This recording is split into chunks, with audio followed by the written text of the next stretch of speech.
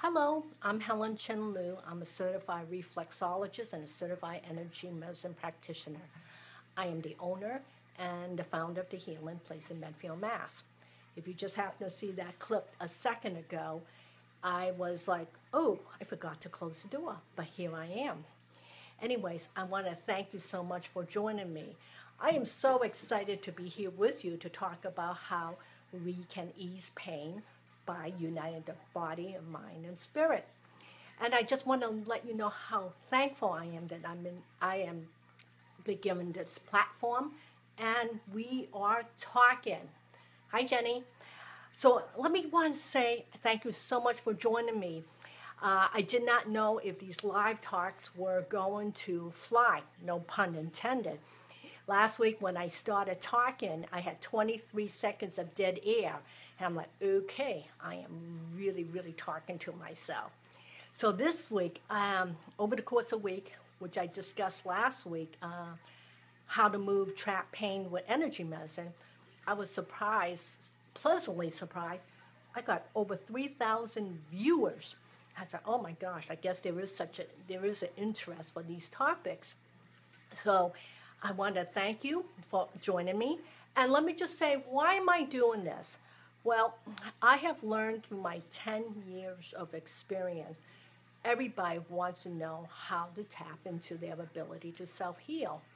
And there were so many people out there, and a lot of them are just great, but sometimes there isn't enough information. Since I have about 10 years of experience, I know what people are looking for, and hopefully it's been very helpful to them. So let me start off with some announcement. Usually I like to do I call it office cleaning, just to let you know what I'm up to. And before we get right into the meat of the stuff, I want to ask you, did you happen to catch my recipe and live cooking demonstration? I think I did that on Wednesday. For some reason, I had the urge to do a cooking demonstration because people have asked me about my recipes and I wanted to give it a try. And I said, you know what? And I had my son, I just used my iPhone and I did a cooking show. So if you haven't seen it, it's on my Facebook, I would say, page. Just look through, scroll down, and I think I did it either Wednesday or Tuesday. So that's one. Two, I'm starting a private group on energy healing. And I think we have a name, but I'm not quite certain. It's going to be called Burn Bright Lighthouses. You do have the healing power within. So I am working on that, and this show is only going to be about energy, healing, and what you could do to tap in more than what I'm doing right now. And then three, if you did not catch my last two shows, how do we condition ourselves to ignore pain and also move trapped energy with energy medicine? You could catch them on Facebook, and you could catch it on the Healing Place YouTube. There we have more than 95 videos, so you could catch a variety of stuff from self-healing to inspirational, and I'm starting to do more of these classroom chats. But today, I want to talk about how to ease pain by uniting the mind, body, and spirit. So we're going to talk about mindful practices to help you to find ways to calm your body when it's gone into crisis mode. So let's go over a couple of things, please. I want to talk for those people who have missed it, what you missed in the last two sessions. Just some quick information. How do we ignore pain? Well, a lot of times how we view pain, it depends on what is our perspective. So depending on how you were raised, how you were taught to view pain, it's something that will stay with you for your whole entire life. So who has put that perspective there? Usually parents, maybe teachers, somebody from your church. So you learn how to view pain by somebody else's, I would say, their opinion. And how do we process the pain? Do we know how to let it go, or is that something we rehash in our mind over and over again? And how do we condition ourselves to override our pain? More times than not is medication. We can't, sometimes we don't want to make time to address what is going on right now. And then also we go into denial. So one of the things I'm personally addressing is my pain. I have a little eczema on my eye right here. And I know what would shock it as being affected, which is my third eye, because I'm a huge thinker. So one of the things that I'm always constantly thinking about is how to put things together. And then, so that's how we process pain. And then what do you do with the emotional component about pain?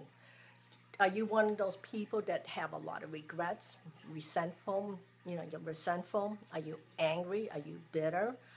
Because all of those emotion impacts how we process pain within. Instead of letting it go, what we are doing more times than not, we store it.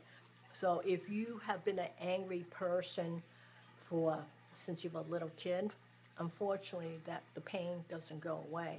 So we still need to address it. And how?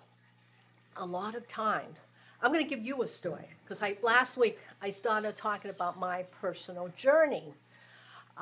When in my last job before I became a healer, I was an office manager for a small nonprofit organization. And during this 6.5 years, even though when I first walked into the job, I knew it was not the right job for me, but it was something that I felt the conditions were correct, was just right.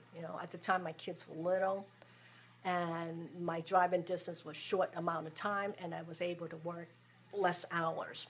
So I was in a part-time position.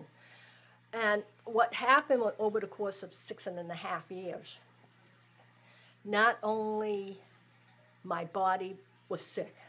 Again, I'm the kind of person, I never get ill.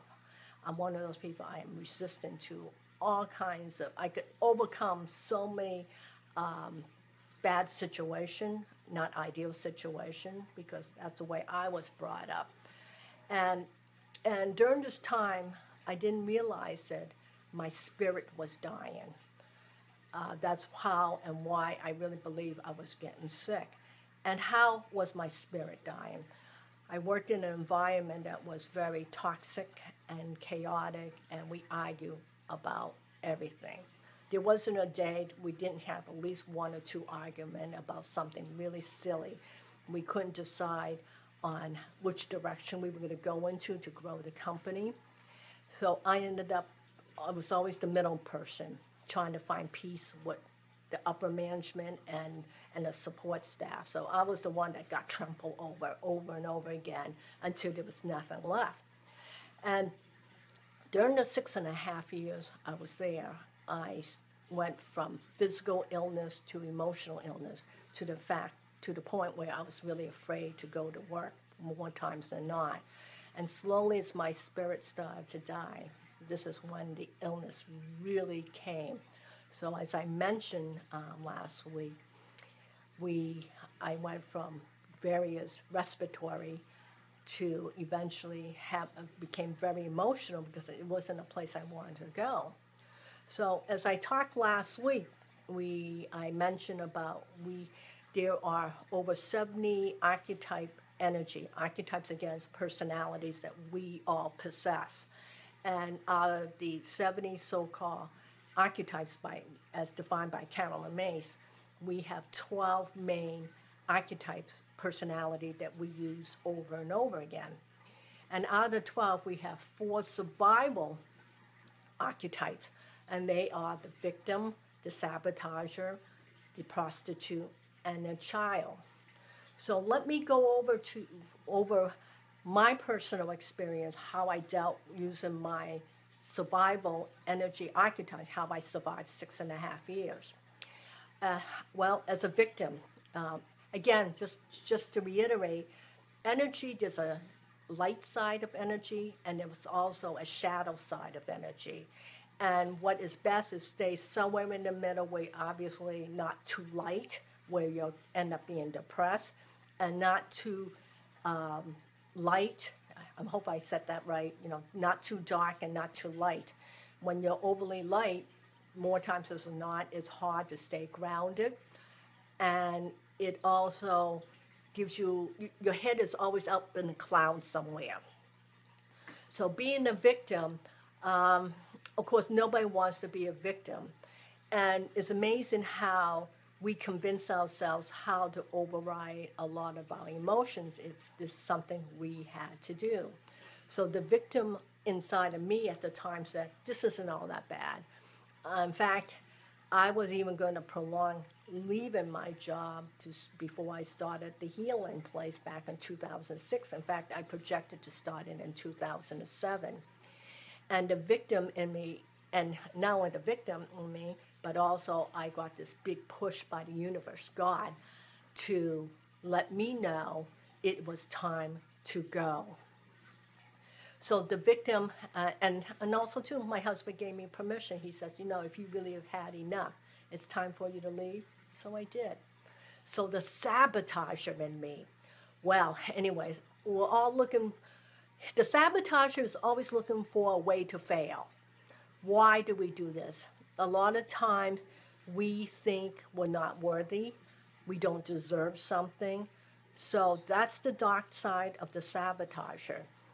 The light side of the sabotager will tell you why you're fabulous and you deserve more. You get up there and you make changes in your life. No matter how afraid you are, you're going to move and make those changes. And then there's the prostitute. The dark side of the prostitute will give in to just about anything to get what she or he wants. So at the time, I needed a job. It was a means to an end, even though it wasn't the ideal situation. But you know what? They paid me a pretty good salary, so I was willing to stay. So the light side of the sabotager, the light side of the prostitute is similar to the sabotager energy. This is where you're going to have to evaluate who you are. Do you really feel you deserve this?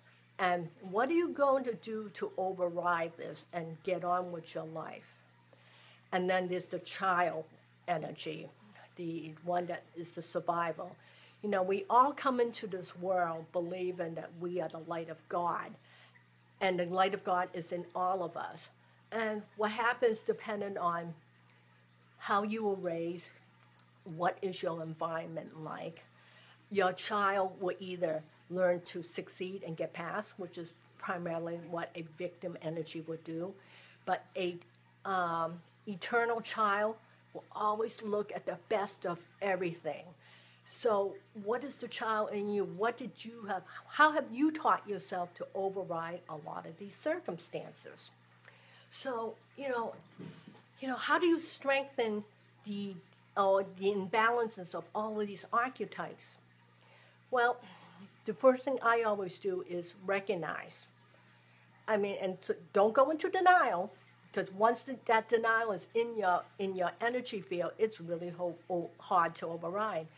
But learning to recognize what is going on. Owning, this is really important, to own whatever you're feeling, regardless if it's good or it's bad, negative. You have to own what the situation is.